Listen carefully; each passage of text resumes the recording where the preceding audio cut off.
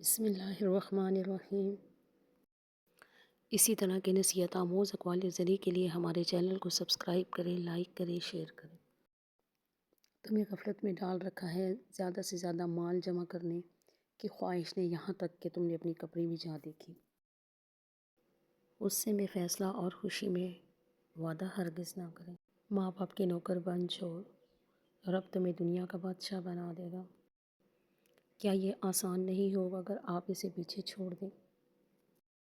ایک پروگرام میں کسی نے پوچھا قوم کو آگے بڑھانے کے لیے کیا کرنا چاہیے؟ ایک عالم نے جواب دیا، ٹانگ کی بجائے ہاتھ کھینچو، قوم خود بخود ہی اوپر آ جائے گی۔ خوشی ایسی واحد خوبصورت چیز ہے جو ہمارے پاس نہ ہوتے ہوئے ہم دوسروں کو دے سکتے ہیں۔ کسی کو اتنا مجبور نہیں کرنا چاہیے کہ وہ خاموشی توڑے اور لفظوں سے تمہاری دھچکیاں اڑا دیں۔ عورت شعور پا جائے تو فرعون کے گھر میں موسیٰ پال لیتی ہے۔ چاپلوسی کرنا کوئی آسان کام نہیں، ہنر چاہیے آدمی سے کتا ہونے میں۔ سچ بولنے کا ہنر صرف وہی رکھتا ہے جس کے تعلقات ضمیر سے ہوں، دنیا سے نہیں۔ جن کو منزلوں کی فکر ہو وہ لذتیں دیکھ کر رکتے نہیں، اپنا سفر جاری رکھتے ہیں۔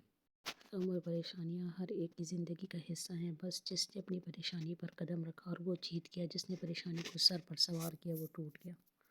زندگی میں اگر خوش رہنا چاہتے ہو تو ایک چھوٹا سا اصول اپنا لیجئے، جو کھویا اس کا غم نہیں، جو پایا وہ کسی سے کم نہیں، جو نہیں ہے وہ ایک خواب ہے، جو ملا ہے وہ لاجواب ہے۔ سب سے قریبی لوگوں کا وار سب سے خطرناک ہوتا ہے کیونکہ وہ کم فاصلے سے کیا جاتا ہے۔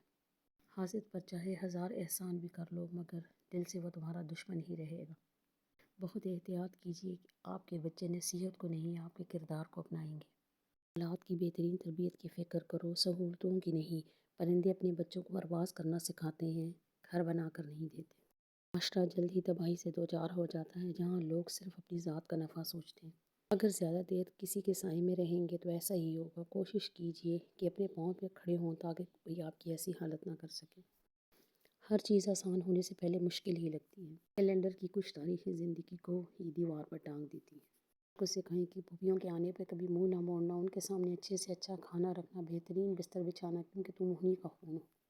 رات کو نہ روکو ورنہ تمہارا رزق بھی روک دیا جائے گا۔ پانی جیسے بنو جو اپنا راستہ خود بناتا ہے، پتھر جیسے نہ بنو جو دوسروں کا بھی راستہ روک لیتا ہے۔ اگر رزق عقل اور دانش سے ملتا تو اجڑ اور بے وقوف لوگ زندہ ہی نہ رہتے۔ گوگل سے دنیا کے سارے راستے مل سکتے ہیں لیکن اللہ کی قسم جنت کا راستہ صرف قرآن ہی سے ہی ملے گا۔ اور دل کے رشتے درختوں کی طرح ہوتے ہیں جو اپنی نشو و نما میں فقط توجہ اور دیکھ بھال کے علاوہ کسی چیز کے طلبگار نہیں ہوتے۔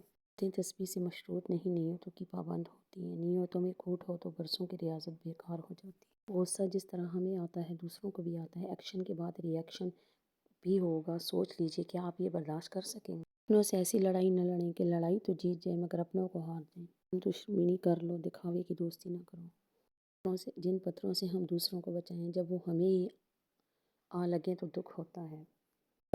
وفاداری ایک برانڈ ہے جسے ہر کوئی افورڈ نہیں کر سکتا۔ ہٹلر نے کہا جنگ محبت سے بہتر ہے کیونکہ جنگ کے آخر میں تم زندہ رہتے ہو یا مر جاتے ہو، لیکن محبت کے آخر میں نہ تو تم جی سکتے ہو نہ مر سکتے ہو۔ منافق جب کسی کو گرانا چاہتا ہے تو وہ دھکا نہیں سہارا دیتا ہے۔ بڑی باتیں نہیں بڑے کام کرو کیونکہ لوگوں کو سنائی کم اور دکھائی زیادہ دیتا ہے۔ بدگمانی ایسا گناہ ہے جو عبادت کی لذت چھین لیتا ہے۔ بہترین بیوی وہ ہے جو تمہاری موجودگی میں عورت اور تمہاری غیر موجودگی میں مرد بن جائے۔